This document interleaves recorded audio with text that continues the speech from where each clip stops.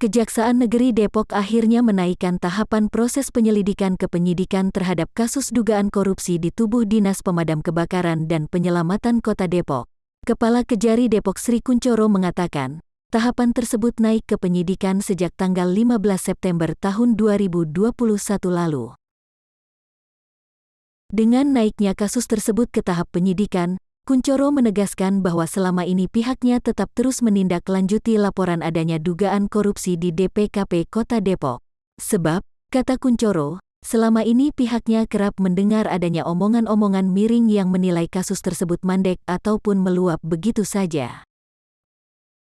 Kuncoro juga tak ingin menanggapi adanya sindiran ataupun penilaian orang lain yang menganggap Kejari Depok seolah-olah mengulur-ngulur waktu dalam menangani kasus yang heboh pada April tahun 2021 lalu itu.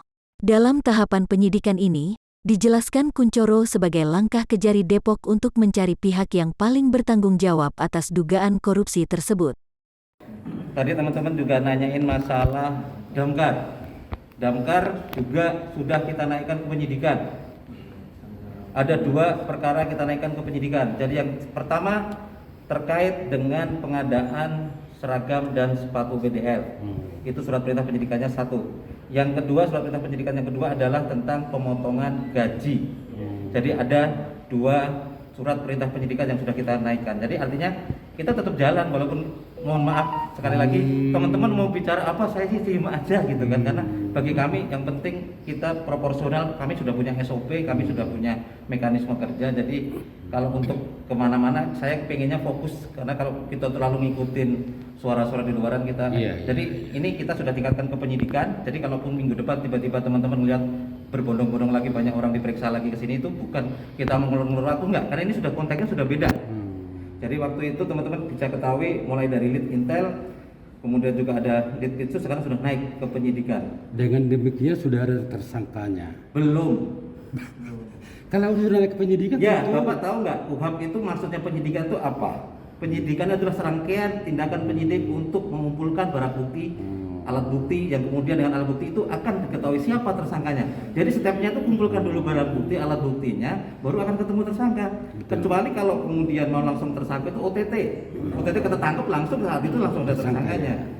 Kalau soal kemudian beberapa orang yang kita anggap potensial untuk jadi tersangka, ya justru itulah ketika kita naikkan ke tingkat penyidikan, kita nanti akan langsung pemeriksaan, kita akan fokuskan ke orang yang punya potensi itu. Tapi nanti penetapannya akan muncul tidak lama setelah itu, nanti paling kita akan ada. Sama seperti waktu itu kan, ketika Januari kita bilang bahwa ini sudah ada sprinting gitu. Tidak lama setelah itu juga langsung kita tetapkan ada tersangkanya.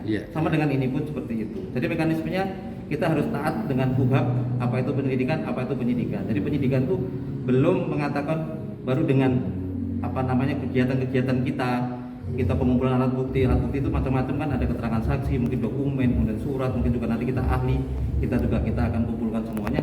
Nah dari situ kita akan firm bahwa memang si A, si B atau si C itu orang yang dianggap paling bertanggung jawab terhadap peristiwa itu. Nah itulah yang baru kita tetapkan sebagai tersangka. Kalau kita tetapkan tersangka dulu, terus cari alat buktinya, nanti namanya mengkriminalisasi. Dianggap kita menjolimi, orang belum ada buktinya kok kita sudah langsung tetapkan tersangka. Tapi kita balik, kumpulkan dulu, dan setelah itu tinggal ya kamu tersangka. Dia mau ngelak, ini alat bukti.